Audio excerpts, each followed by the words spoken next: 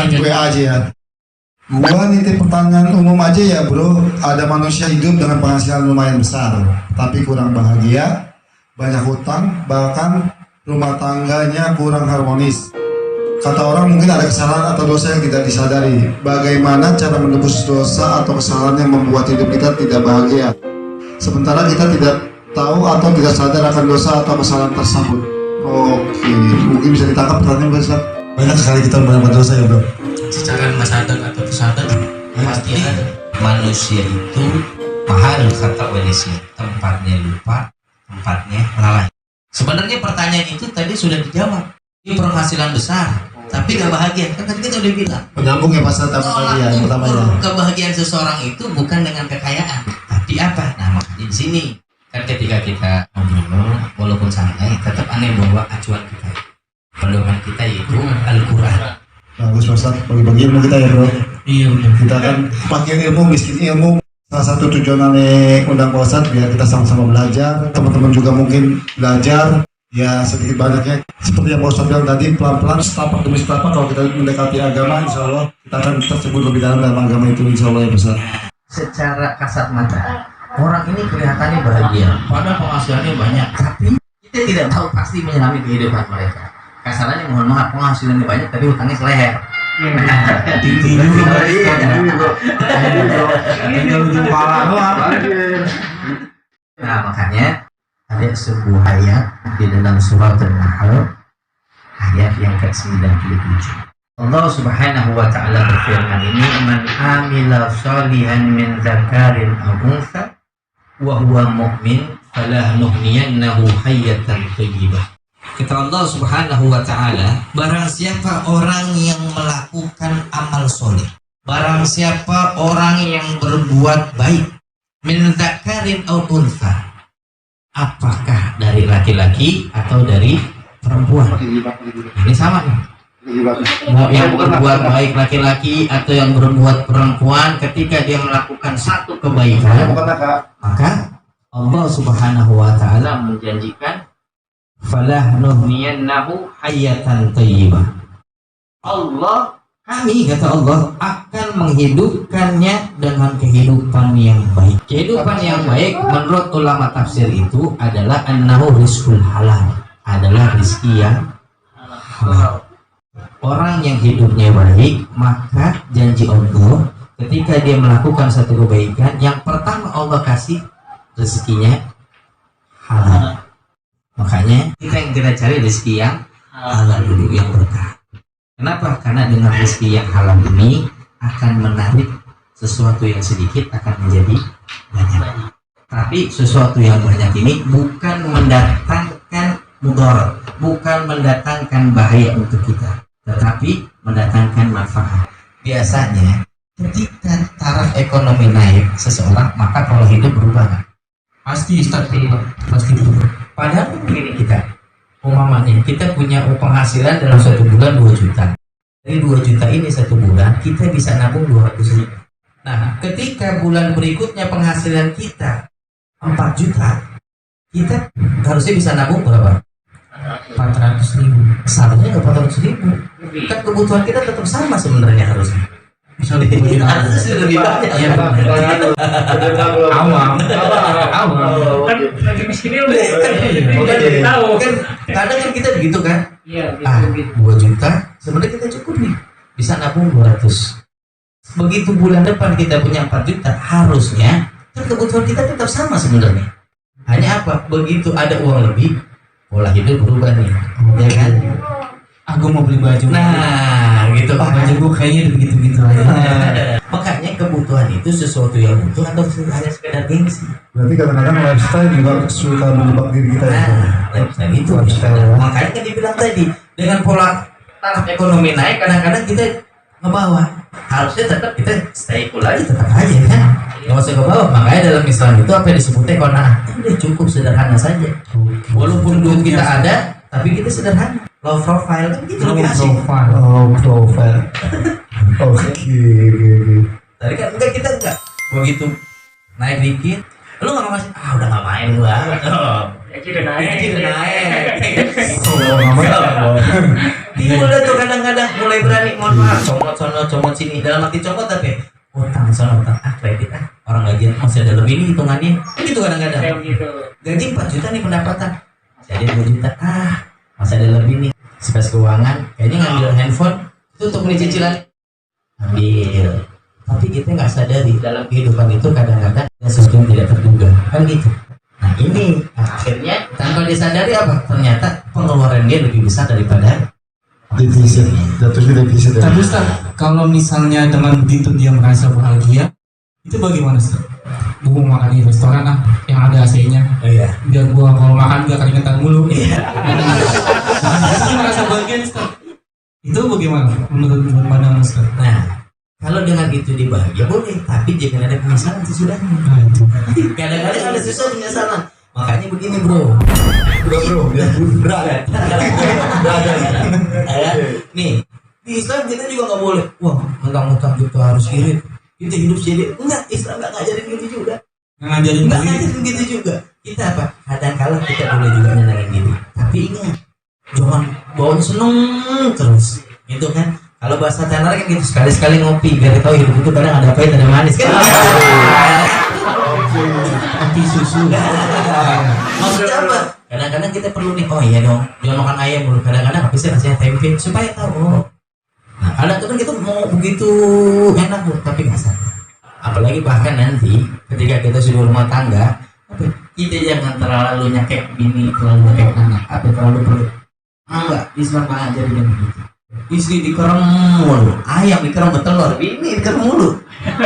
Yang ada stres kan? Iya. Ngurusin anak, ngurusin ini. Perlu kadang-kadang kita ajak sekali keluar, makan, berkreasi. Ternyata Islam itu bukan sesuatu yang kaku. Contoh, kadang ketika ngobrol kita begini juga ibadah. Ibadahnya dari mana? Satu, silaturahmi. Betul nggak? Betul. Ya kan? Jadi silaturahmi ibadah. Manfaatnya bisa memanjangin umur, bisa meluasin rezeki. Contohnya apa? Kalau di rumah mungkin aneh nggak dapat gorengan, begitu di sini ada gorengan. Contohnya kan? Apa intinya supaya kita bahagia? Jangan bosan-bosan untuk berbuat baik. Apa aja? Dengan mengangkat satu duri, mengangkat satu paku di jalan itu juga sudah kebaikan. Dengan apa? Kita mengajak teman, mengingatkan teman itu juga suatu kebaikan. Kan biasanya gini, kalau kita mau ibadah sendiri kayaknya berat banget, tapi kalau ibadahnya bareng-bareng, kayaknya semangat. Atau bahasa gampangnya gini, masa iya bro? Kalau kita biasa ngopi ngeteh bareng di dunia, kita nggak pengen ngopi bareng di surga? Gitu. Insya Allah. Amin. Kita makanya perkumpulan teman itu sahabat sejati itu bukan hanya sahabat di dunia, tapi sahabat sampai. Oke, buat temen gue tadi nanya masalah penghasilan besar, dilihat orang enak, tapi ternyata dalamnya tidak seperti yang kita harapkan. Ya, sudah terjawab ya. Ini Pak Ustadz, Ani juga mau nanya titipan dari dalam dari istri Ani Pak Ustadz. Ternyata dia juga ngikutin di belakang. Boleh bro, gua bertanya ya. Boleh Oke, banget. ini juga sebenarnya mewakili perasaanku juga sih ternyata setelah gue baca. Assalamualaikum warahmatullahi wabarakatuh. Pak Ustadz, saya mau tanya bagaimana agar kita benar-benar ikhlas melepas kepergian seseorang yang kita sayangi, yaitu anak. Kadang saya sudah merasa ikhlas, tapi kalau ingat masa-masa itu, kenapa terasa sesak sekali? Mohon bimbingannya Pak Ustadz. Terima kasih. Wassalamualaikum warahmatullahi wabarakatuh. Ya, ini bagian dari mungkin mewakili perasaan Ani Pak Ustadz. Ya, ini sesuatu yang manusiawi. Ketika kita kehilangan seseorang yang kita sayangi, yang kita cintai, pasti ada rasa sedih, pasti ada rasa duka. Bahkan ini pernah diceritakan itu baginda Nabi Muhammad SAW itu saat kehilangan putranya, beliau pun bersedih sampai meneteskan air mata. Ini Nabi, manusia yang paling sabar, ya kan? Sabarnya luar biasa. Tapi apa? Ada rasa sedih ketika kehilangan seseorang yang dia sendiri. Apalagi kita sebagai seorang manusia biasa. Kenapa kita harus ikhlas? Jangan berlarut-larut dalam kesedihan pun, supaya kita bisa ikhlas. Kita tanamkan satu, bahwasannya memang ini adalah sudah makdur, sudah ketentuan takdir. Mungkin apa? Allah punya cerita yang lebih baik. Memang kadang kita manusia itu seandainya itu ada, pasti kita akan bisa merawat begini sebagainya, ya kan? Tapi apa? Allah punya cerita lain, Allah punya tujuan lain. Dan yang kedua, kita lepaskan, ikhlaskan anak kita ini. Itu sebuah, kalau bahasa kita celengan, tabungan. Anak ini nanti akan menjadi wildan, yaitu pelayan surga. Yang mana pelayan surga ini, anak ini akan menarik kedua orang tuanya manakala orang tuanya mau masuk ke dalam neraka. Makanya satu sisi beruntung, walaupun ini bukan sesuatu yang gampang, bukan sesuatu yang mudah, tapi juga kenapa? Karena imbalannya pun besar dari Allah Subhanahu wa Ta'ala. Makanya kan sayang, sesuatu yang baik ini kan sudah kebaikannya dari Allah. Anak ini akan menjadi wildan. Kenapa? Karena anak yang meninggal jangankan dalam keadaan bayi, dalam keadaan orang yang belum dalam keadaan balik atau dewasa saja itu masih bersih. Apalagi ini yang belum benar-benar melihat dunia. Makanya ini akan menjadi pelayan surga. Makanya sedikit demi sedikit itu yang kita tanamkan. Karena pasti setan itu pasti bakal mengisik terus.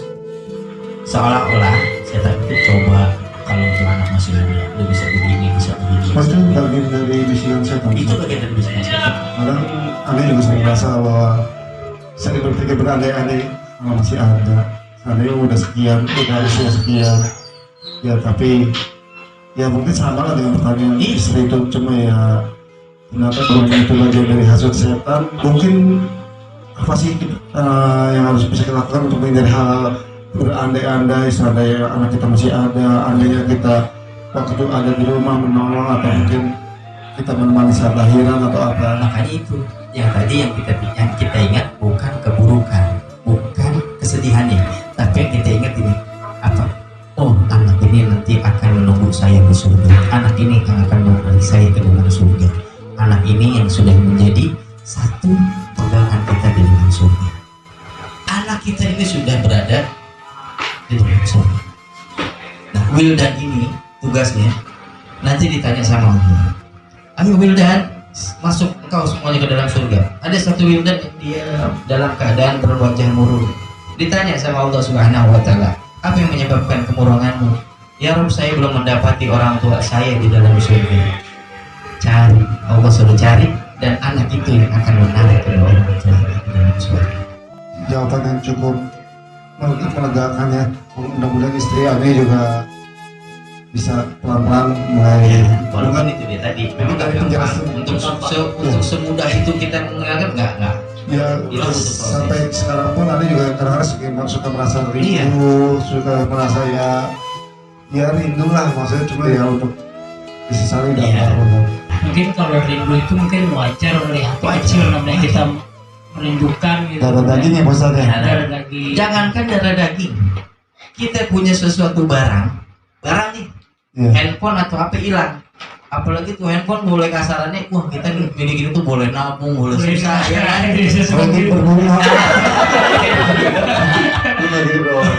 Handphone aja masih dicolok pakai lidi. Iya kan? Begitu dia hilang, padahal seandainya kita cari dengan tipe yang itu di apa namanya? Di konter pasti ada lagi kan gitu banyak. Itu aja masih ada perasaan gimana di dalam hati kita. Apalagi anak, apalagi buah hati, apalagi seorang ibu yang perjuangannya luar biasa. Ya kan? Nyidamnya bagaimana? Ya kan? Dia rela kekurangan tidurnya, rela kehilangan kenyamanannya demi mempertahankan atau jaga bayi.